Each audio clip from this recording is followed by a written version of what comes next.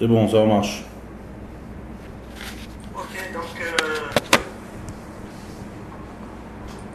ce soir, tu enregistres là? J'ai lancé l'enregistrement, ouais. Mordechai? Ouais, j'ai lancé. Là? Ouais. Ok, donc ce soir, 9e cours de Mitzvot Shabbat, et le cours est offert à nouveau par la famille Zerbib, que je remercie infiniment, pour le zivou qui a fait de Yodi Fitoussi Ben Solange Roth. Bonsoir à tout le monde, Shavua Tov. Et la semaine dernière, on a étudié la Melacha de Zoréa, la deuxième Melacha. Alors on va faire un petit récapitulatif, on va résumer un peu et on continuera, on avance. Alors la semaine dernière, on a étudié comme ça. Melechet Zoréa, c'est la deuxième Melacha, action interdite, qui figure dans les 39 Melachot de Shabbat. On a expliqué la définition, comme on définit chaque Melacha. Définition de Melechet Zoréa, c'est agir directement sur du végétal, toute plante, ou même sur une graine, ou même sur toute chose qui est végétale, directement pour favoriser la poussée de ce végétal. Toute action que je vais faire pour favoriser la semence, je veux faire une action directe sur le végétal, c'est Melechet Zoréa. C'est pas seulement planter, c'est toutes sortes d'actions. On a vu par exemple planter une graine, planter un arbre, on a vu élaguer un arbre, couper les branches, ça va aider à faire pousser des meilleures branches, des meilleurs fruits. On a même vu si on enduit un arbre, ou un arbuste, ou toutes sortes de plantes, on enduit de toutes sortes d'insecticides, toutes sortes de produits qui vont pas favoriser la semence, mais qui vont aider à toutes sortes de bêtes de ne pas venir. Donc, je favorise. Même si mon action, elle est pas positive, elle est plutôt négative, c'est-à-dire j'empêche des choses extérieures de venir abîmer ma plante, ma plantation, mon végétal, mais ça a un but de favoriser la semence. Donc ça rentre dans la définition, et c'est une melacha de Zoréa. Même, on a vu envelopper des fruits, si on a des fruits sur un arbre, envelopper les fruits de plastique pour les garder, pour les préserver, toute action que je fais, qui a pour but de favoriser la poussée de quelque chose de végétal, c'est un interdit de la Torah qui s'appelle Melechet Zoréa. On a vu aussi arroser, d'accord? Arroser une surface où on a semé. Donc arroser, pareil, de l'eau, ça va favoriser la semence. Pour planter, on a vu toutes sortes de choses. On a vu qu'il faut faire attention de ne pas jeter des graines. On a vu plusieurs différences. Si c'est un poulailler pour donner à manger, qui a juste la quantité qu'il y a pour les poules, on a le droit de jeter là-bas. Si c'est un endroit où les gens passent, on a le droit de jeter là-bas, parce que les gens qui vont marcher dessus, ça va empêcher de faire germer ces graines-là.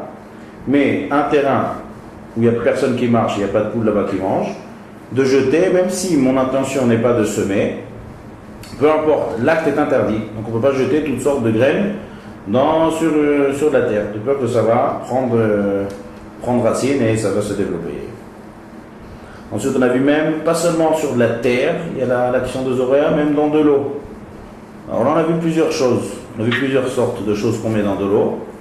Si ce sont des choses qui vont germer dans l'eau, on a par exemple donné un grain d'avocat qu'on met dans l'eau, il va avoir une genre de petite plante, même s'il ne va pas avoir un arbre qui va pousser là-bas, mais au moins ça va germer, ça va faire pousser des choses, ça rentre dans l'interdit. On a vu les fleurs, on a parlé des fleurs aussi dans l'eau. Si c'est des fleurs qui sont déjà épanouies, ou bien on va dire... pardon ? Si c'est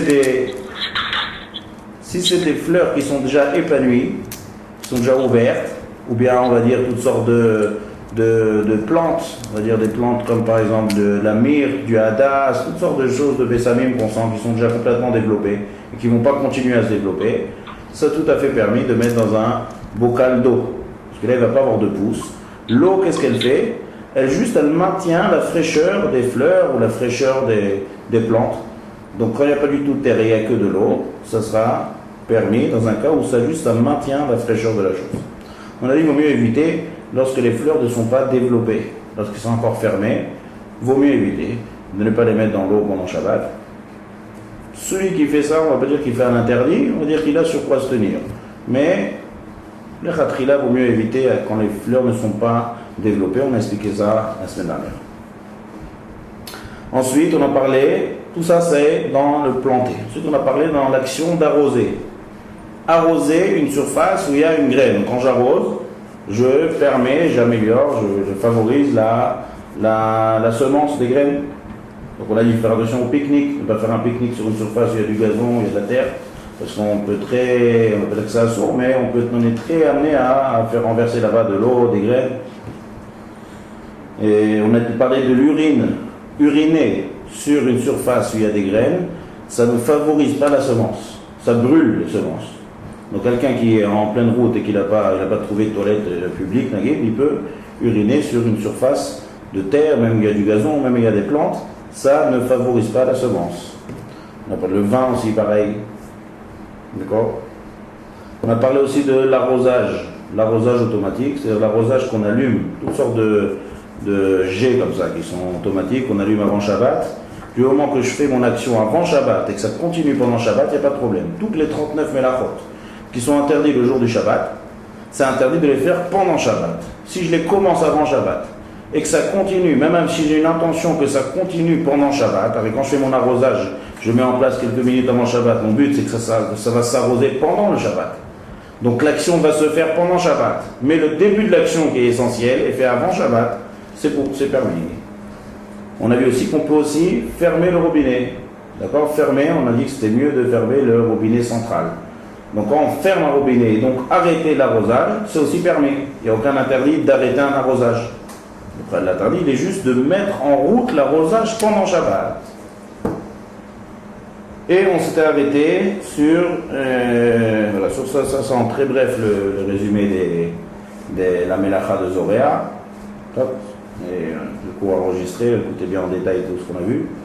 Maintenant, on s'est arrêté sur le sujet de quelqu'un qui a un lavabo et qui, ça veut dire qu'il veut se laver les mains, qu'il veut faire sa toilette, et l'eau passe par le siphon et il y a un tsinor, il y a un tuyau qui va sortir, d'accord, il y a un conduit qui va aller dans la maison et qui va sortir et qui va donner directement sur un étendu où il y a du gazon, où il y a des plantes, où il y a de la terre. Et donc on rentre dans un problème de zoréa. On a dit arroser ces zoréas. Est-ce que c'est moutard, est-ce que c'est permis d'utiliser ce robinet ou pas? Pour l'instant c'est clair, est-ce qu'il y a des questions? Est-ce qu'il y a quelque chose de pas compréhensible? Alors? Non, je demande est-ce que pour l'instant c'est clair jusqu'à maintenant. Est-ce qu'il y a des questions? Est-ce qu'il y a des choses qui n'ont pas été comprises la semaine dernière? Est-ce qu'on peut continuer, c'est-à-dire? Non. Pardon? Non. Je n'entends rien. On t'a dit c'est clair. Ah, c'est clair. Top. On continue. Donc maintenant on parle d'un robinet. Alors avant d'arriver à cette explication de ce robinet là, je voudrais m'avérer d'abord, est-ce que vous avez écouté le cours numéro 7? J'ai enregistré un cours il y a 2 semaines, un cours numéro 7, où là-bas on a expliqué, c'était le dernier cours en fait de l'introduction, des cours de la série de cours d'introduction, et on a expliqué la 8e condition là-bas. On a expliqué le principe d'avoir chez Nomit Kaven, avoir une pensée psychréchée. Est-ce que vous avez écouté ce cours-là?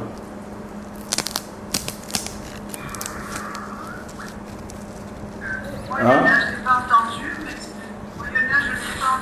mais il y a des choses que je sais déjà. Je n'ai pas toujours le temps de tout écouter, mais je vous écouterai volontiers. Non, mais pourquoi je pose cette question? Parce que là-bas, il y a une notion que j'ai développée. Ce n'est pas un cours que j'ai donné par Skype, c'est un cours que j'ai donné par audio et je l'ai enregistré. C'était le numéro 7, le 7e cours, comme il n'y avait personne ce soir-là. Et là-bas, j'ai développé une notion qui est très importante qu'on va utiliser tous les cours. Donc, là maintenant, je vais utiliser cette notion pour expliquer cette halakha. Alors, si je commence à expliquer et que vous n'avez pas écouté ce cours, donc vous n'allez pas comprendre. C'est pour ça que je voulais savoir, est-ce que vous avez écouté ce cours? Le cours numéro 7.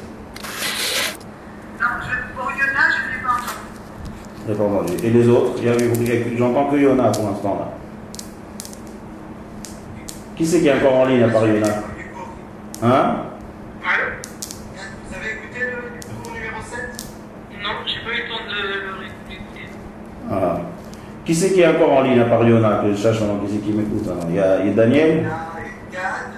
Gad, Raquel, Yona et Daniel, on essaie de la reconnecter. Donc on est trois, on est Gad, Raquel et Yona. Donc vous n'avez pas écouté ce cours numéro 7. Donc alors je veux juste dire la halakha sans expliquer. Parce que je ne peux pas maintenant commencer à expliquer toute cette notion, ça va nous prendre tout le cours. Donc je veux juste vous dire la halakha. Et lorsque je m'avérerai que tout le monde ait bien écouté ce cours, on pourra expliquer. Parce que c'est une notion qui est assez complexe, il faut bien écouter. Là, j'ai bien développé dans le cours, tout le cours il parle de ça. C'est dans les conditions, c'est dans les sujets, c'est pas dans les mélachot. On est déjà la deuxième mélacha maintenant. Mais dans les introductions, on a fait toute une série de cours d'introduction avec des notions là-bas. Et des conditions, si vous vous rappelez. On a vu toutes sortes de conditions, on a vu 8 conditions pour qu'un interdit soit un interdit par la Torah. Là-bas, la 8e condition, elle est assez détaillée. Et on a bien expliqué là-bas des notions de psychréché, nichalé, lo nichalé. Donc lorsque vous écouterez ce cours, je pourrai plus vous développer. Aujourd'hui, je veux juste dire on va l'utiliser par exemple, cette notion aujourd'hui, on va l'utiliser à 2 reprises. Donc si la notion n'est pas intégrée, vous n'allez pas comprendre l'explication. Donc je vais vous dire juste la halakha, sans explication. D'accord? Et lorsque tout le monde va écouter bien, et là je pourrai expliquer en détail. Donc on revient à notre histoire de robinet. J'ai un robinet. Alors d'abord il y a 2 sortes de robinets. D'accord? Je suis dans Zoréa. Zoréa, ça veut dire que j'arrose. Alors il y a 2 sortes de robinets. Il y a un robinet qui est dans le jardin. Et ce robinet j'ouvre, on va dire ça coule directement sur la terre. Donc ça c'est évident que même si mon but c'est de me laver les mains, d'accord, ou je vais utiliser toutes sortes, que je veux boire un verre d'eau, je vais utiliser l'homme échalé, mais en tout cas le fait d'ouvrir ça sur la terre, ça va directement couler sur la terre et donc ça va arroser. D'accord? Donc ça c'est sûr que c'est interdit, même si je n'ai pas l'intention. Pourquoi? Parce que c'est inévitable, ça va se faire de manière 100%. Donc c'est psychréché dans un interdit de la Torah, c'est à soi. Maintenant, mon robinet, lorsqu'il se trouve chez moi à la maison, et on va dire que celui qui a construit le robinet, il a fait comme ça d'une telle manière que le conduit du robinet il va passer dans la maison et après il va se rejeter, il va sortir, comme un genre d'égout comme ça, il va sortir sur la terre. Donc est-ce que je peux utiliser mon robinet chez moi à la maison? Alors là c'est différent. Pourquoi c'est différent? On va voir. Il y a 2 cas de figure. Rappelez-vous la semaine dernière. La semaine dernière on a parlé, si l'endroit où l'eau arrive, ça tombe sur un endroit, sur une surface qui est très très imbibée d'eau. Est-ce qu'il y a un interdit de zoréa? Est-ce que ça s'appelle arroser? Vous vous rappelez ça de la semaine dernière? La semaine... On avait dit que c'est permis. Alors, c'est pas précis. Ça veut dire que c'est interdit, c'est comme ça. On a dit qu'il n'y avait pas d'interdit de la Torah. C'est-à-dire, la mélacha de Zoréa, ça ne s'appelle pas une mélacha de Zoréa, parce que c'est complètement imbibé. Par contre, on a dit que si l'intention de l'homme est en jetant cette eau-là, elle est que la terre, qu'on rajoute de l'eau sur la terre, c'est un interdit des Chachamim. D'accord? Ça veut dire qu'il n'y a pas d'interdit de la Torah, mais il y a un interdit des Chachamim lorsque j'ai l'intention d'arroser. Si je n'ai pas l'intention d'arroser, c'est moutard, c'est permis. Tout dépend de mon intention. Lorsque c'est un interdit de la Torah, on ne regarde pas mon intention, l'acte a été fait, 100%. Mais lorsque c'est un interdit des Chachamim, il faut avoir l'intention d'arroser. Si j'ai l'intention d'arroser et que c'est bien imbibé, c'est interdit par les Chachamim. Mais si j'ai pas l'intention d'arroser, donc c'est permis, même par les Chachamim, c'est moutard. Donc maintenant, venons, on voit le cas. En général, le rov de la majorité des cas, lorsque mon égout, mon tuyau, on va dire, il va sortir. En général, là-bas, toute la semaine, j'utilise mon robinet. Donc là-bas, tout le temps, ça goutte sur l'endroit. Donc l'endroit, il est très très imbibé en général. Donc je peux utiliser maintenant. Pourquoi? Parce que lorsque je me lave les mains, je n'ai pas l'intention d'arroser. Donc même puisque je n'ai pas du tout l'intention d'arroser, et que là où ça tombe, en général, c'est bien imbibé, donc c'est tout à fait moutard d'utiliser ce robinet. Même s'il y a de l'eau qui va sortir et qui va tomber sur le gazon, sur les plantes. Pourquoi? Parce que toute la semaine là-bas j'utilise, ça goûte, et c'est rempli et c'est imbibé, et j'ai pas l'intention. Mon intention maintenant elle est de me laver les mains, mais pas d'arroser. D'accord? Donc dans ce cas-là, ça sera moutard. Maintenant, si la surface où le tuyau arrive n'est pas imbibée d'eau, alors là ça va dépendre où est-ce que je me trouve. Si je me trouve chez moi, j'aurai pas le droit.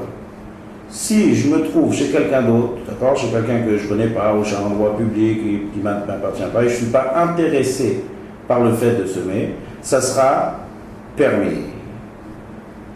D'accord? Ça sera permis d'utiliser le robinet, même si je sais que l'eau va passer par le tuyau et va couler et va sortir sur le terrain, sur une surface qui n'est pas imbibée d'eau.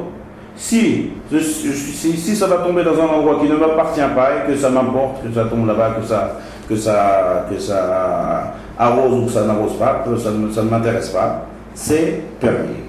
Il faut comprendre pourquoi. Alors, je sais très bien que lorsque je vais laver mes mains, l'eau elle va passer par le tuyau, elle va arriver, elle va tomber sur le gazon. Donc je sais très bien que ça va arroser. Pourquoi c'est permis? Alors là, c'est utiliser la 8e notion dont je vous ai parlé, dans le cours numéro 7.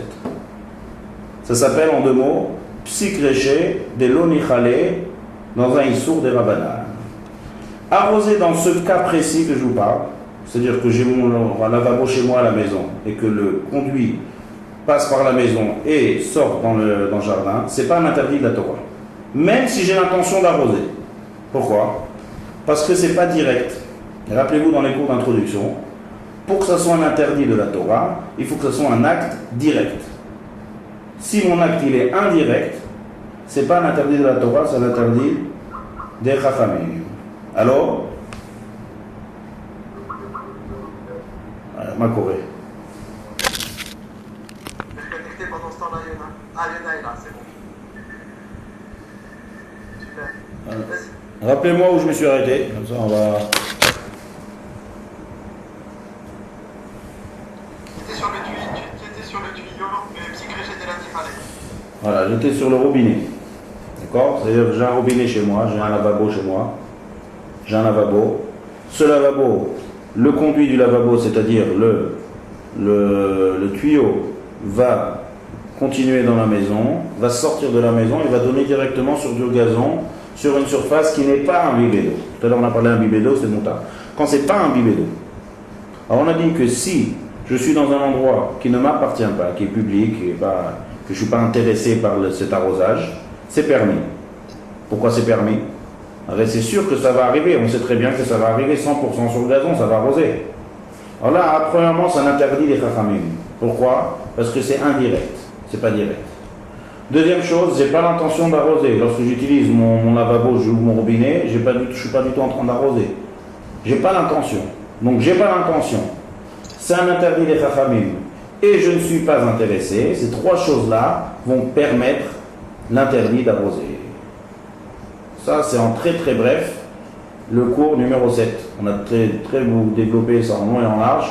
Donc j'utilise ce principe, ces 3 principes. Je ne suis pas intéressé. C'est un interdit des Chachamim et j'ai pas l'intention. C'est différent. J'ai pas l'intention et je ne suis pas intéressé. Si je suis chez moi, alors j'ai que 2 éléments. C'est un interdit des Chachamim. J'ai pas l'intention, mais je suis intéressé. Donc, j'ai pas le droit. Que si je suis dans un domaine où l'arrosage ne m'importe pas. Si je suis chez moi, je ne peux pas utiliser ce lavabo parce que 100% ça va arroser.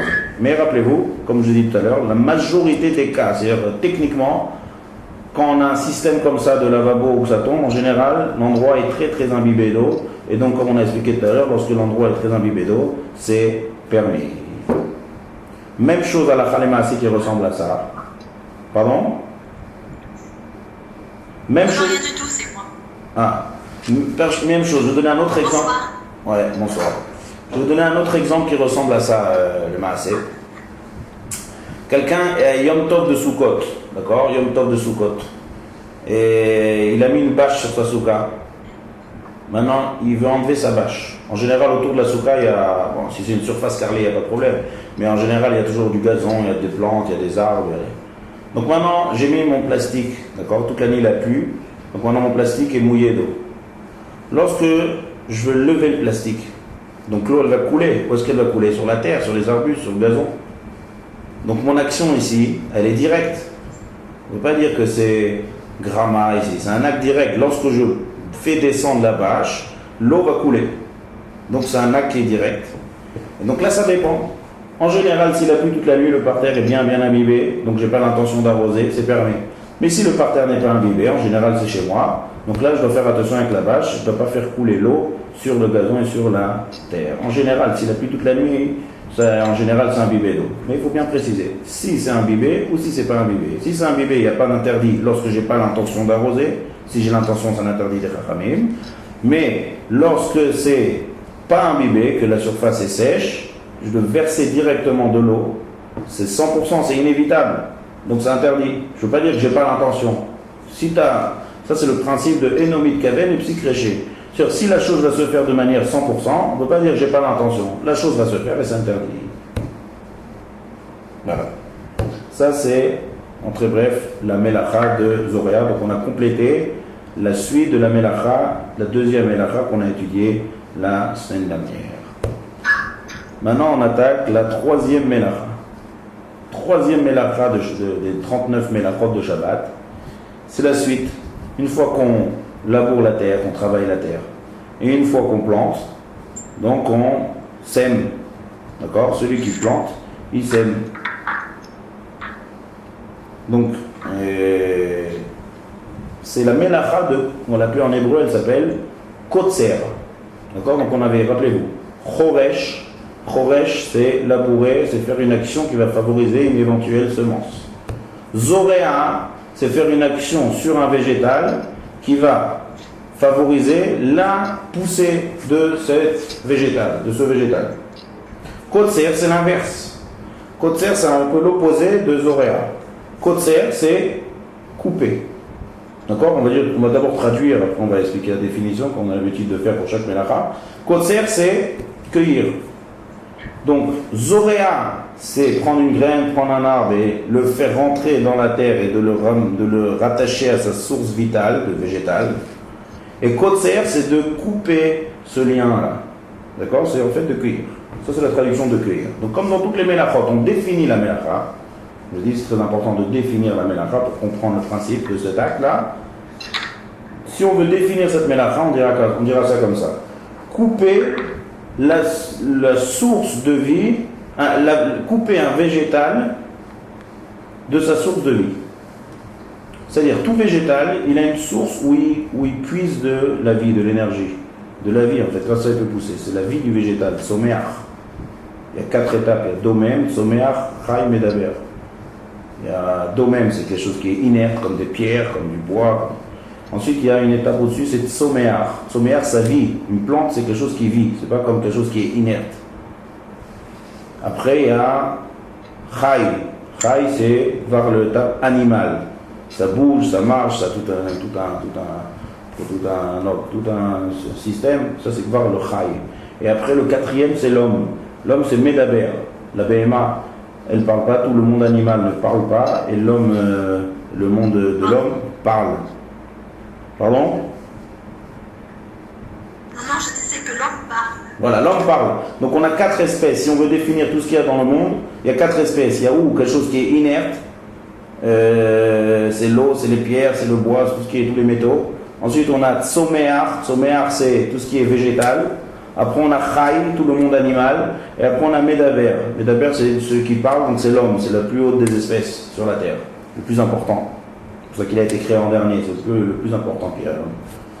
Donc, pourquoi je vous dis tout ça? Pour dire que Tsoméach, il y a une vie. Ça vit une plante.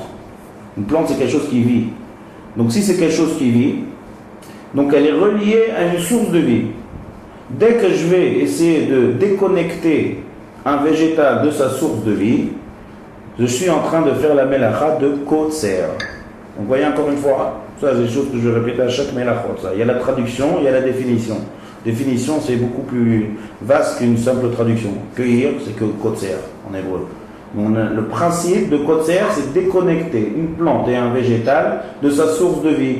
Donc c'est l'inverse total de Zoréa. Parce que Zoréa, on a donné par exemple, j'ai pris un arbuste, qui est complètement détaché avec ses racines, et je le rentre dans la terre. Le fait de le planter dans la terre, il va vivre. Quand il est en dehors de la terre, c'est une plante qui est morte. D'accord? Donc maintenant, je fais l'effet inverse. Ça, c'est la mélacha de Kotser. Il y a une mélacha, dans les 39 mélachot, qui ressemble à ça, qui ressemble beaucoup à cette mélacha-là. Mais c'est une autre mélacha.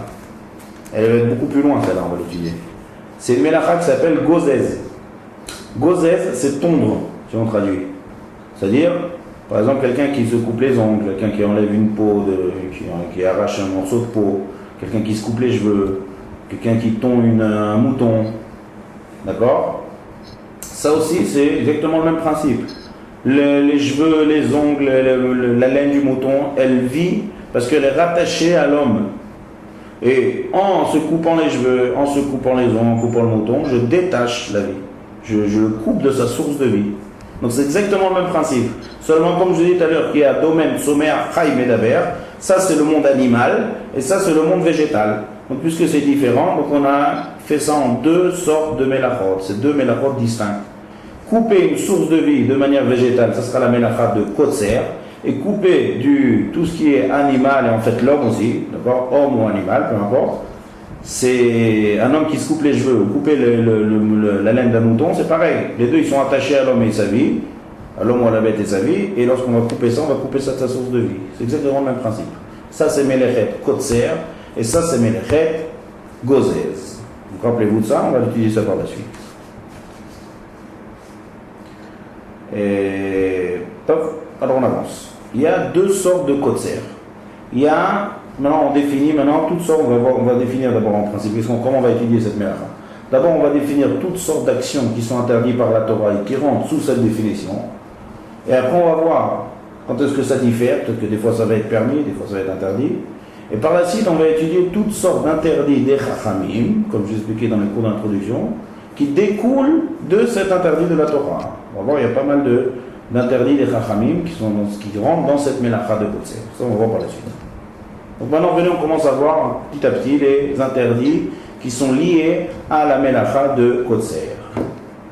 Alors, il y a deux choses. Il y a Kotser et il y a Tolesh. En hébreu, c'est deux mots différents.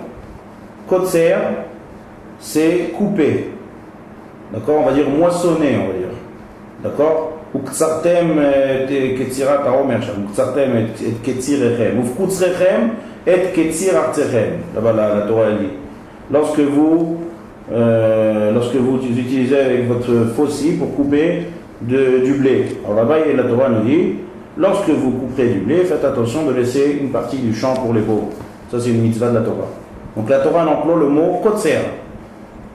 Et il y a un autre mot qui s'appelle tolesh. Tolesh, c'est cueillir. Quelle différence entre les deux? Alors l'explication est comme ça. Kotser, c'est avec un cli, c'est avec un ustensile. C'est-à-dire, on va dire, le mieux, c'est quelqu'un qui a une moissonneuse batteuse. Moissonneuse. Il passe avec sa moissonneuse dans son champ de blé. Donc il est en train de moissonner avec son grand kéli qui s'appelle le tracteur. Ou je sais pas, sa moissonneuse. Il y a quelqu'un qui est plus moderne, moins moderne, et il utilise une faucille. Donc la faucille aussi, c'est un cli. Mais quand il y a une autre personne qui voit un beau pommier, qui cueille une pomme. Donc cueillir une pomme, c'est aussi un interdit de la Torah. On n'a pas besoin d'utiliser l'interdit de la Torah, il n'est pas seulement si j'utilise un ustensile qui est fait pour. Même si je cueille avec ma main, c'est comme ça l'habitude, quelqu'un qui veut cueillir une pomme, la pomme elle était rattachée à l'arbre, en cueillant avec ma main, je l'ai détachée de sa source de vie. Donc cueillir, que ce soit avec ma main, ou que ce soit avec un ustensile, les deux, c'est un interdit de la Torah. Seulement ça, c'est un av, et ça, c'est une tolda. Av, c'est action père, tolda, c'est une dérivée. C'est différent quand même. Cueillir une pomme, c'est quand même différent d'utiliser une moissonneuse sur un champ de blé. Mais dans le principe, c'est exactement pareil. Là, c'est du blé qui est rattaché à la terre, qui est dans le champ et qui vit, que maintenant on va le couper, qui va plus vivre de manière végétale. Et la pomme aussi, pareil, elle vit sur le pommier, je le cueille maintenant du pommier. Maintenant, même si il y a un cas où par contre ça va être un interdit des chachamim. Si je cueille de manière bizarre, c'est-à-dire je prends on va dire un ustensile, un ballon d'aguerre, et je vise sur une pomme en ayant l'intention de la faire tomber. Alors ça, c'est un interdit des chachamim. Même si j'ai l'intention de cueillir cette pomme, mais c'est pas comme ça qu'on cueille. La Gemara a dit quelqu'un qui zorek even sur un arbre, et en jetant, ça va toucher le fruit, et le fruit va tomber à cause de ça. Même si moi j'ai l'intention de faire tomber le fruit, c'est pas un interdit de la Torah, c'est un interdit des Chachamim. Pourquoi? C'est dans les conditions qu'on a étudiées, dans les cours de l'introduction, qu'une chose qui est faite de manière bizarre, c'est pas comme ça qu'on cueille. Donc c'est un interdit des Chachamim. Par contre, quelqu'un qui prend le tronc, il cueille pas, il va pas prendre le fruit directement, il va prendre le tronc et il va remuer très fort le tronc, ou les branches, et en remuant, il va faire tomber plein de fruits. On va dire il a un cerisier, on va dire, d'accord? Quand on prend un cerisier et qu'on prend la branche et qu'on fait fort comme ça, on remue fort, il y a plein qui vont tomber. Donc mon acte, est-ce que c'est un interdit de la Torah ou pas? Oui, c'est un interdit de la Torah. Pourquoi? Parce qu'il faut savoir que même aujourd'hui, les agriculteurs, lorsqu'ils essayent de cueillir, à part le fait de moissonner, en général dans les arbres fruitiers, ils ont une machine qui est spéciale, qui vont s'attacher à l'arbre et faire trembler l'arbre. C'est-à-dire c'est une technique qui est tout à fait normale de cueillir. C'est-à-dire c'est une sorte de cueillir. Il y a cueillir avec la main et il y a cueillir en faisant trembler l'arbre. Donc quelqu'un qui fait trembler une branche, on ne va pas dire que c'est comme le cas de quelqu'un qui va jeter sur le fruit et que le fruit après va tomber. Là c'est directement remuer l'arbre, remuer les branches avec l'intention de faire tomber les fruits. C'est un interdit de la Torah. D'accord? C'est un interdit de la Torah qui rentre dans la mélacha de Kotzer. Tu sais très bien qu'en remuant l'arbre et en remuant les branches, les fruits vont tomber. Et donc tu vas déconnecter les fruits de leur source de vie qui est l'arbre. Donc ça rentre dans la mélacha de Kotzer. C'est clair? Même si mon arbre est sec, mais l'arbre est très sec comme ça et que les fruits sont encore attachés à l'arbre, il y a encore une source de vie, ça sera aussi interdit de les cueillir de cet arbre. Maintenant, si par exemple j'ai une grappe de raisin, d'accord? Ma grappe de raisin, je veux prendre le raisin de la grappe, ou bien j'ai dans les dattes, des fois dans les dattes il y a des tiges comme ça, des dattes qu'on les achète de manière naturelle, il y a des tiges et la date est attachée à la tige. Le raisin est attaché à la grappe. Est-ce que j'ai le droit de prendre ce raisin pendant le Shabbat de la grappe ou le raisin ou le date de sa tige? Non, là c'est sûr que c'est permis. Pourquoi? Parce que la branche, le grappe de raisin, elle est détachée de sa source de vie, qui est la vigne. On ne va pas dire que c'est vrai que c'est détaché de la source de vie, mais le raisin est attaché lui-même à la branche. Non. La branche elle-même, elle est morte, elle est déjà détachée de sa source de vie. Donc il n'y a aucun problème de reprendre les raisins les raisins ou la date, d'accord, d'enlever les raisins de cette grappe-là. Puisque la grappe n'est pas sur la vigne. Si la grappe elle serait sur la vigne, donc cette grappe-là, elle prend vie de la vigne. Mais si j'ai détaché cette grappe de la vigne, il n'y a aucun problème de détacher le fruit de la grappe. Le lien qu'il y a entre raisin et la grappe, ce n'est pas un lien de source de vie. Et donc c'est tout à fait moutard, permis de détacher le raisin des grappes ou des dattes de leur tige. Maintenant, si on est toujours dans cette définition que c'est une source de vie, la Gemara nous dit, je trouve intéressant, même si par exemple, il n'y a pas on n'a pas besoin qu'il y ait des shorashim, c'est-à-dire des shorashim, des racines. Ouais, on n'a pas besoin qu'il y ait des racines. On n'a pas besoin de déraciner pour que ça soit un interdit de Kotzer. Même si par exemple, il y a des champignons qui poussent, on va dire comme ça, sur un mur. Et pendant Shabbat, je prends ce champignon du mur.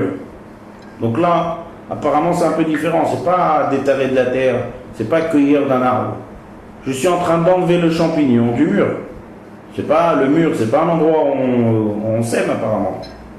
Donc est-ce que j'ai le droit d'enlever ce champignon pendant Shabbat ou pas? La Gemara nous dit c'est strictement interdit, ça rentre dans la définition de Kotzer. Pourquoi? Parce que ces choses-là, c'est quelque chose de végétal, un champignon, c'est végétal, on va dire toutes sortes de mousse, toutes sortes des choses comme ça qui poussent de manière naturelle. Leur source de vie, c'est l'endroit où ça s'est développé. Ça veut dire que les champignons, c'est comme ça que ça marche. La Gemara donne l'exemple du champignon.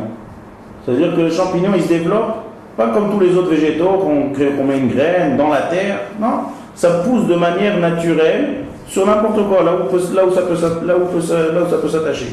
Donc lorsque je vais détacher de sa source de vie, même si on va dire que ça pousse sur un mur. Mais l'endroit où le champignon a poussé, c'est son endroit naturel et c'est là-bas qu'il vit. Donc lorsque je vais détacher ce champignon, je veux rentrer dans la définition de Melechet Kotzer, qui est détacher un végétal de sa source de vie. D'accord? On avance? Il y a des questions? Donc, je suppose que tout est clair, alors on avance. Et quelqu'un maintenant, il veut marcher, donc on va dire, il veut marcher sur un gazon pendant Shabbat. Il veut marcher sur un étendu où il y a de la broussaille, des herbes. Il veut marcher là. Est-ce qu'il a le droit de marcher? Qu'est-ce que vous pensez? Il a un étendu. Oui, je pense que oui. Mais il a un étendu où là-bas, il y a un grand risque en marchant. C'est pas un gazon qui est bien coupé. C'est un étendu avec plein de broussailles. Il y a des broussailles, il y a des ronces, il y a toutes sortes de choses. Et il veut traverser cet endroit. Maintenant, en marchant, il risque d'arracher ses feuilles, là, d'arracher toute cette broussaille. Est-ce qu'il a le droit de marcher là-bas, dans cet endroit? Qu'est-ce que vous pensez? Je pense pas. Alors oui ou non? Décidez-vous. Non, non plus. Je pense pas. Alors là, je vois qu'il vous manque les... Hein? Non, je pense Alors là, ça... Alors je vois que...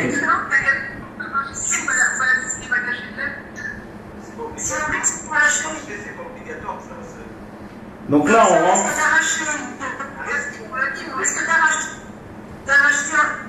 Puisque si on a le sang, si, donc on risque, s'il y a des risques justement d'arracher donc une plante ou autre, eh bien, donc on prend sa source, donc on découvre de sa source, donc apparemment c'est interdit.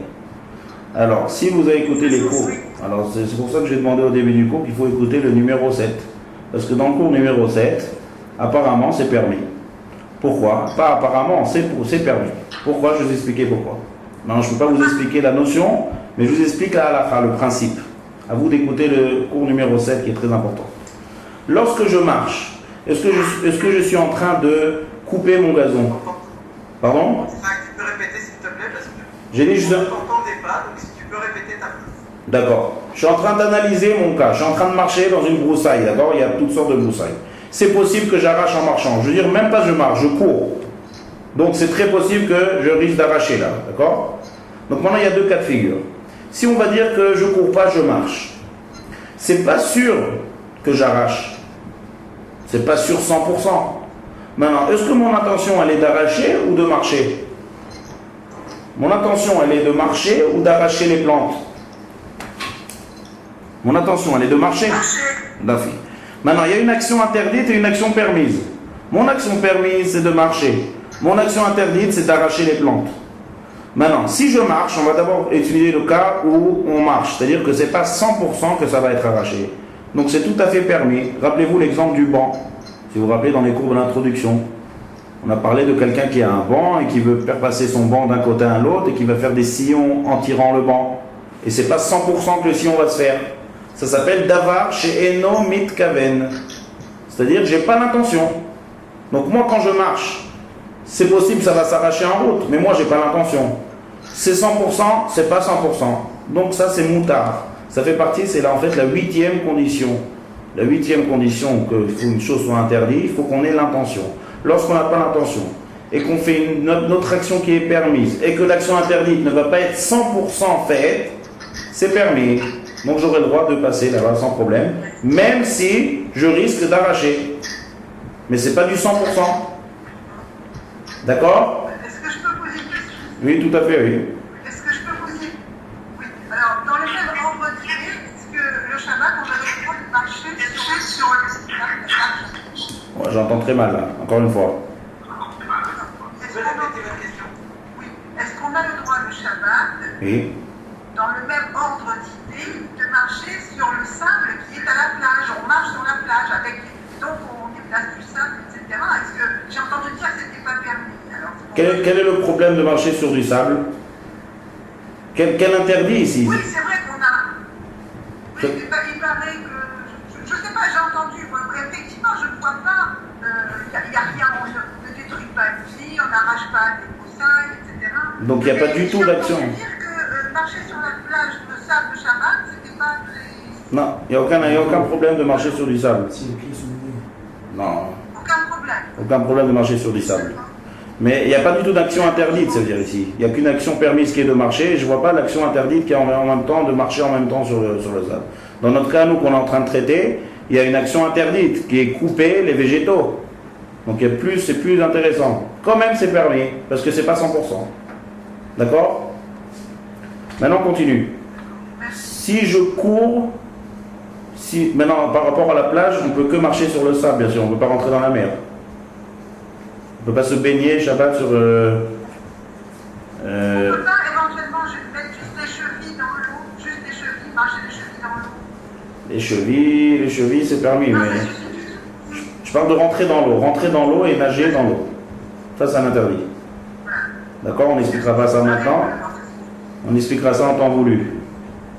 D'accord? Maintenant, on continue. Et... Où est-ce qu'on était? Oui. Maintenant, si quelqu'un court sur le gazon, alors on va dire pas du gazon, il court sur un endroit où il y a de la broussaille, il y a des raies, il y a des herbes, il y a des herbes hautes, et il court là-bas. Pourquoi je dis courir? Parce que ça va être 100% qui va arracher là-bas les herbes. Est-ce qu'il peut courir ou il ne peut pas courir? Là, non, pas du tout. Alors ça aussi, ça c'est le cours numéro 7. Est-ce que c'est un interdit de la Torah? Si jamais il y a quelque chose qui s'arrache ici, est-ce que c'est un interdit de la Torah ou c'est un interdit des Chachamim? Est-ce que je rentre? Pardon? Un interdit des Chachamim. Pourquoi? Et parce que, bon, il court, c'est pas sa intention donc d'arracher. Il Ah, non, a non. l'intention aussi également d'arracher. Non, non, Mais j'ai- donc il arrache quand même. j'ai Donc, pas- c'est interdit de les Chachamim. J'ai pas demandé est-ce que c'est son intention ou pas son intention. Ça, je suis pas encore arrivé à ça. Je demande, regardez le fait que je chante. Oh, ça s'est encore coupé.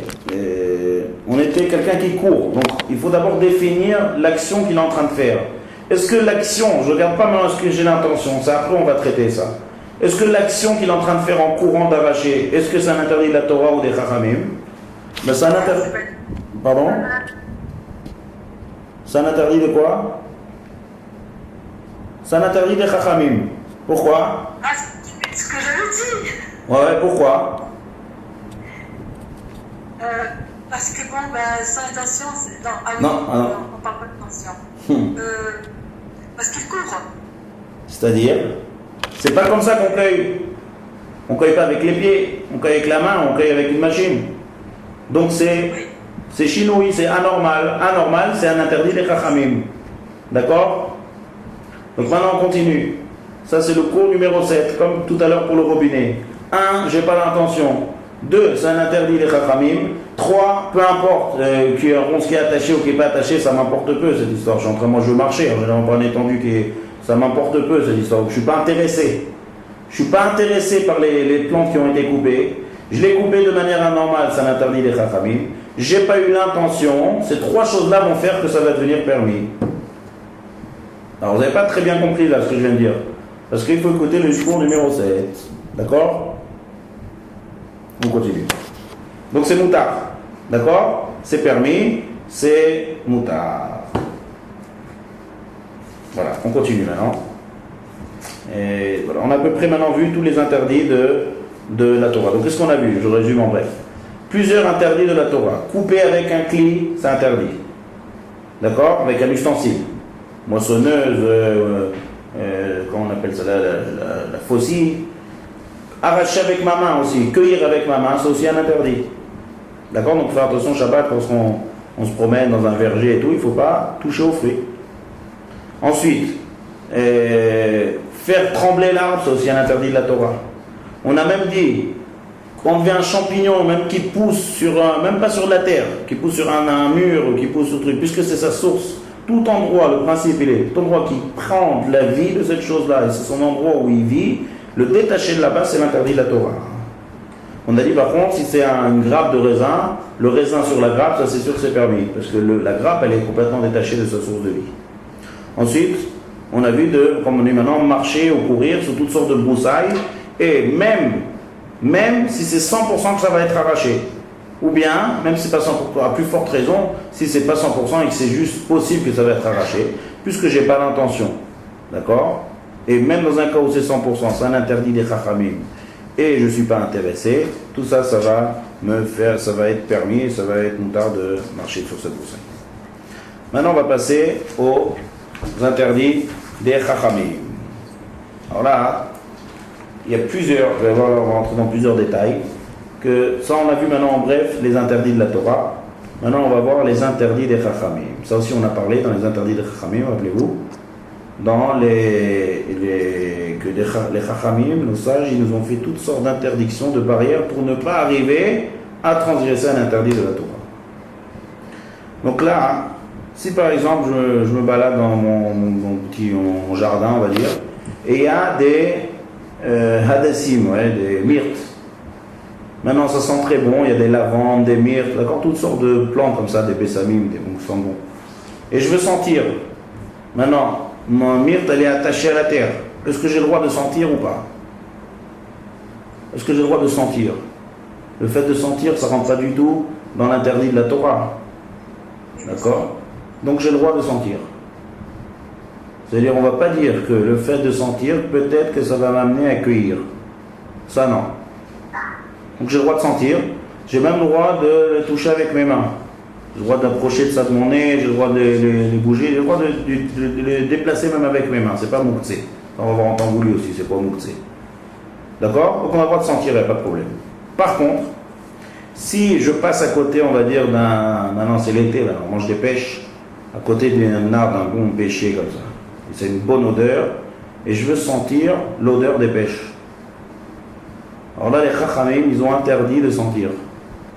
Pourquoi? Parce que lorsqu'on sent un fruit, on va être très amené à le cueillir et à le manger. L'odeur du fruit, elle va... Chachamim, ils connaissent bien la nature de l'homme. Lorsqu'on sent un fruit qui sent très bon, on peut souvent être amené à vouloir le manger. Maintenant, même si je le mange avec ma bouche comme ça et que je ne le cueille pas, c'est aussi interdit. Peu importe, il n'y a aucune différence. C'est peut-être un interdit des chachamim. Mais en tout cas, manger directement sur l'arbre, l'endroit que j'ai croqué, je l'ai détaché de sa vie, de sa source vitale. Pas besoin de cueillir tout le fruit pour faire l'interdit de cueillir. Même si je mange un morceau du fruit, c'est aussi interdit. Donc, puisque je vais être amené à sentir un bon fruit, les chachamim ont institué une bracha spéciale là-dessus. À noten re'artov baperot. Que il donne une bonne odeur dans les fruits. Il y a des fruits qui sont très bons. Donc lorsqu'on va sentir ces fruits-là, on risque d'être amené à le manger, à le cueillir et à le manger. Donc Rachamim ont interdit de sentir. Par contre, les plantes, les fleurs, les plantes, tout ça, une fois que je sens, il n'y a que sentir, il n'y a pas quelque chose d'autre. On ne mange pas ces fleurs. Donc il n'y a que sentir. Donc sentir lorsqu'ils sont attachés, tu sens tout à fait bien. Il n'y a pas quelque chose d'autre. De peur qu'on risque de cueillir un message chez soi, ça, Chachamim, on ne craint pas une chose pareille. L'homme, il sait que c'est Shabbat quand même. Mais lorsque c'est un très bon fruit qui a une très bonne odeur, on va être tenté à le manger. D'accord?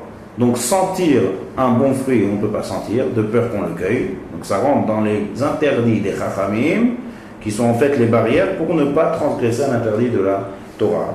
Tandis que sentir des bonnes plantes, d'accord, des plantes, des fleurs, toutes sortes de végétaux comme ça qu'on ne mange pas, c'est permis de sentir pendant Shabbat, même lorsque c'est attaché au sol.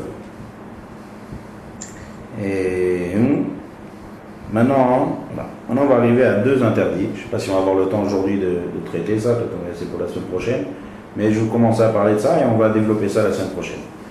Il y a deux interdits des Chachamim. Et ces interdits où il y a beaucoup de détails, d'accord, et c'est assez pratique.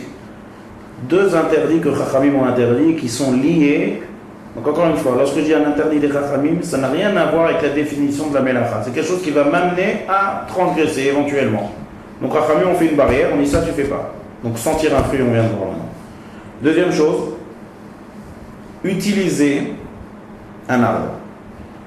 C'est-à-dire, on va expliquer, on va détailler bien sûr.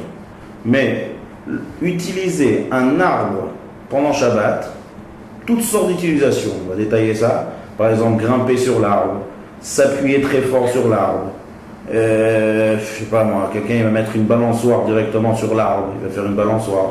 Toutes les fils elles tiennent directement sur la branche d'arbre. Et il y a un objet qui est sur l'arbre, il veut le monter sur l'arbre, il veut le faire descendre de l'arbre. Toutes sortes d'utilisations d'un arbre, Chachamim ont interdit le jour de Shabbat et Yom Tov. D'accord, Shabbat et Yom Tov, l'homme jamais. C'est interdit. Pourquoi? Quel est le problème? Quel est le problème d'utiliser un arbre? Quel est le problème de grimper sur un arbre, de monter et de descendre? L'action, il n'y a rien, c'est pas du tout, il n'y a pas d'interdit. Seulement, on peut être arrivé en grimpant, en montant, en utilisant, à arracher une branche. Et donc, arracher une branche, il faut bien comprendre, la définition de Melechet Kotzer, c'est pas seulement si c'est un fruit, comme on a parlé, ou bien un épi de blé. Toute chose qui vit, donc même si c'est une petite brindille qui est rattachée à l'arbre, et que je l'ai fait tomber de l'arbre, et bien ce petit morceau de bois là, même s'il est infime et même s'il est tout petit, il puise sa vie de l'arbre. Donc en le coupant, en le faisant tomber de l'arbre, je fais la mélacha de Kotzer. Donc Chachamim ont dit, on n'utilise pas un arbre pendant Shabbat. Alors regardez jusqu'où ça va la Gzera de Chachamim. Gemara nous dit comme ça, que si jamais quelqu'un veut faire une souka pendant Yom Tov, et il n'a pas de souka, la seule souka qu'il a, c'est une cabane qu'il a fait sur l'arbre. D'accord, il y en a qui construisent des cabanes comme ça, sur les arbres. Donc il a construit une belle cabane, une belle souka comme ça. Bon, comme on voit le scar, il ne peut pas utiliser les feuilles d'arbre, il s'est tout arrangé pour qu'il y ait un espace. Il a fait une belle souka comme ça avec un vrai scar caché. Seulement toute sa souka elle est sur l'arbre. Alors Chachamim ils ont dit, vaut mieux qu'il n'accomplit pas la mitzvah de souka plutôt qu'il monte sur l'arbre. C'est-à-dire que lorsqu'on a interdit de monter sur l'arbre, c'est même pour faire une mitzvah de la Torah qui est mangée dans la souka. Pourquoi? Chachamim ont interdit. Même Chachamim ils ont une force même d'annuler des interdits de la Torah pour maintenir leur interdit à eux. Ça c'est la force de croire qu'ils ont les Chachamim. Pourquoi? Parce que la Torah a donné la force aux sages d'interdire des choses, même si, quitte que ça peut annuler des fois une mitzvah tassée de la Torah. D'accord? Donc quelqu'un qui a une souka, il pourra l'utiliser à Chol HaMoed. Mais Shabbat, Chol HaMoed ou Yom Tov, il ne pourra pas monter sur l'arbre et s'asseoir dans sa souka, parce qu'il utilise l'arbre. Et quel est le rapport avec Melechet Kotzer? C'est qu'en montant ou en utilisant l'arbre, on risque d'arracher comme ça, ou un fruit, ou même une feuille, d'accord? Même s'il y a une feuille qui tombe de l'arbre, c'est Melechet Kotzer. Ou bien même en utilisant, d'accord? Il va utiliser, il a besoin de s'appuyer très fort sur l'arbre, il risque de casser une branche. Donc c'est interdit d'utiliser l'arbre. La semaine prochaine, on va développer bien toutes les sortes d'utilisations qu'il y a sur l'arbre, il y a beaucoup de détails. Deuxième interdit qu'il y a, deuxième interdit qui rentre dans cet interdit des Chachamim, c'est chevaucher sur une bête. D'accord? C'est-à-dire je veux chevaucher sur un cheval pendant Shabbat, on va dire. Est-ce que j'ai le droit de monter sur un cheval pendant Shabbat? Hein? Mais non. Pourquoi? Quel problème? Parce que vous venez de le dire, vous venez de dire que c'est la deuxième interdiction. Oui, mais pourquoi? Quel est le problème? Quel est le problème de monter sur un cheval? On pourrait lui faire mal, je sais pas. Non, ça n'a rien à voir avec Shabbat, ça même en semaine on risque de lui faire mal. Non, on n'a pas le droit de faire mal à une bête, c'est Tsar Balechaim. Mais chevaucher un cheval, ça lui fait pas mal, c'est fait pour. Donc on peut monter, il n'y a pas de problème, il n'y a pas d'interdit de Shabbat. C'est que la bête me risque d'écraser ou d'arracher en chevauchant donc des plantes. Alors c'est intéressant ce que vous soulevez ici. Mais il n'y a aucun problème qu'une bête mange. Alors, une bête qui veut brouter, alors je n'aurais pas le droit de la faire brouter pendant Shabbat. Qu'est-ce qu'elle va manger pendant Shabbat? C'est-à-dire, si ma bête à moi elle broute. Piétiner plutôt. Même piétiner. Même piétiner, ça revient au cas qu'on a dit tout à l'heure, marcher. J'ai pas l'intention, c'est des rabbanan, là c'est encore plus loin, c'est le cheval, c'est pas moi. Et même si elle broute ou même si elle piétine, c'est permis. Donc pourquoi c'est interdit de chevaucher sur un cheval par exemple pendant Shabbat? L'animal est impur le Shabbat. Quoi? Est-ce que l'animal est impur le Shabbat? Non, l'animal il est impur toute la semaine. Le cheval c'est impur. Ça n'a rien à voir, impur, on n'a pas le droit de manger, on a tout à fait le droit de chevaucher un animal impur. Parce qu'on risque de tomber, de se faire mal. Ah, ça c'est même en semaine alors. Tomber se faire mal, c'est même en semaine. Si quelqu'un il a pas fait des cours d'équitation, il aura un problème même en semaine. D'accord. C'est-à-dire un samedi, moi je ne sors pas. Hein. Samedi, c'est le repos complet. Alors il faut comprendre. Alors le repos, on a dit dans les cours d'introduction que ça n'a rien à voir avec le Shmirat Shabbat, le repos. C'est une très mauvaise définition de garder le Shabbat. Shabbat, c'est pas dire se reposer. Shabbat, c'est dire ne pas commettre des melachot. D'accord. Donc ici, apparemment, il n'y a pas de melacha. Seulement, les chachamim ont interdit de chevaucher sur une bête. Pourquoi? Parce que quand on veut chevaucher une bête, on a besoin de prendre un bâton pour la guider. Et donc on risque d'être amené à prendre toutes sortes de bâtons, toutes sortes de brindilles, toutes sortes de trucs à arracher pour chevaucher la bête. Et donc on rentre dans un interdit des chachamim qui en lui-même aucun problème. Seulement chachamim ont interdit de peur que j'arrache d'un végétal. Moi j'arrache, celui qui chevauche, pas la bête. Donc, apparemment ceux qui chevauchent à l'époque de la Gemara ou bien à notre époque, quelqu'un qui a besoin, toujours un bâton c'est très utile lorsqu'on a un cheval, ou lorsqu'on a un chamor. Très utile d'un bâton pour le faire avancer, pour donner des petits coups, pour la faire avancer. Donc ces chachamim ils savent que l'homme va être très amené à arracher toutes sortes de brindilles, de bâtons, de trucs pour diriger la bête. Et donc on rentre dans la mélacha de kotser.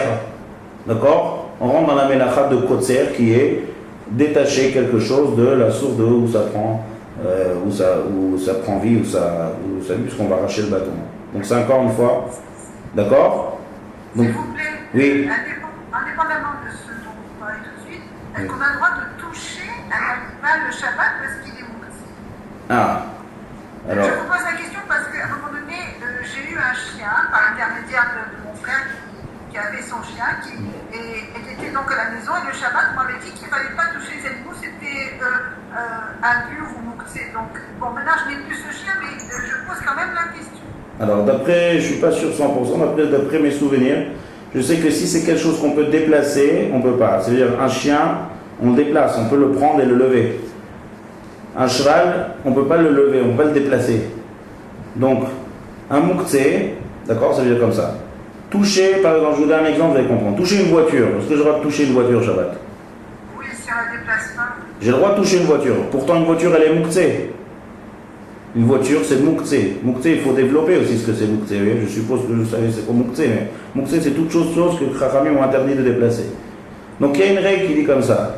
Les ba'alei chayim, c'est-à-dire tous les animaux, sont mouxé le jour de Shabbat. Pas parce que c'est impur, peu importe pur ou impur. Pur ou impur, c'est que lorsqu'on passe au manger. D'accord? Tout ce qui est animal pur et animal impur, c'est lorsqu'on parle à manger. Manger, on ne peut pas manger un animal qui est impur. Mais si on ne mange pas, toutes sortes d'utilisations, il n'y a pas de problème. D'accord? Seulement, on parle maintenant de déplacer un animal. Alors, déplacer un animal, c'est mouxé. Mais on parle que des animaux qu'on peut déplacer. Donc, si c'est un cheval ou si c'est une vache, on ne peut pas déplacer une vache. Une voiture, on ne peut pas déplacer une voiture. Donc, toute chose on ne peut pas déplacer, Chachamim ont interdit de déplacer, pas de toucher. Donc quelque chose qu'on peut déplacer, alors on ne touche pas aussi, parce qu'on peut très amené à déplacer, ça rentre comme, c'est comme déplacer. Mais quelque chose qu'on ne peut pas déplacer, comme une cheval, comme une voiture, d'accord? Ça on peut toucher. D'accord? D'accord. Voilà. Donc ça c'est les titres, on va voir ça la semaine prochaine de votre Hachem. C'est les titres, c'est deux choses. Utiliser un arbre et se mettre sur, chevaucher toutes sortes de cheval ou d'âne, d'accord? Ces deux choses-là sont interdites par les chachamim. Utiliser un arbre, c'est parce qu'on va être amené à arracher de cet arbre, et chevaucher sur une bête et sur une BMA, c'est on risque de couper, d'arracher un petit morceau de brindille ou un petit morceau de bois pour diriger la bête. Donc ça rentre dans les interdits des chachamim. Il y a beaucoup de détails, on va voir ça la semaine prochaine. Troisième interdit des chachamim qu'on a vu, c'est sentir un fruit quand ce fruit est attaché sur l'arbre. D'accord? Tandis que sentir une plante, bessamim, toutes sortes de fleurs, de plantes, sentir, même si c'est attaché, on ne va pas être amené à les cueillir. Et donc là, c'est permis. Ça, c'est les trois interdits qui découlent de la mélacha de Kotser, qui en des définitions, on parle de mélacha de Kotser, c'est détacher, l'inverse de Zoréa, détacher quelque chose de végétal de sa source, de déconnecter, on va dire comme ça, déconnecter un végétal de sa source de vie. Ça, c'est la définition de Kotser, la troisième des Melachot, des 39 Melachot. C'est bon, c'est clair, il y a des questions? Si vous avez des questions sur les cours, vous pouvez écrire, vous pouvez contacter Daniel, alors peut-être que moi j'y lis après les questions, parce que c'est... D'accord, c'est quelque chose qui n'a pas été compris dans les cours, c'est des questions qui sont liées à ce que j'ai expliqué cette semaine ou les autres cours, n'hésitez pas.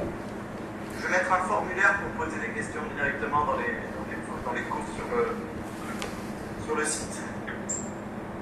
Voilà, merci beaucoup pour tes failles. Shabbat Tov. Merci beaucoup, Shabbat Tov. Merci. Et puis je vous contacterai tous pour un nouveau système à la rentrée. Tout à fait. Merci beaucoup. Donc là, dimanche prochain, il y aura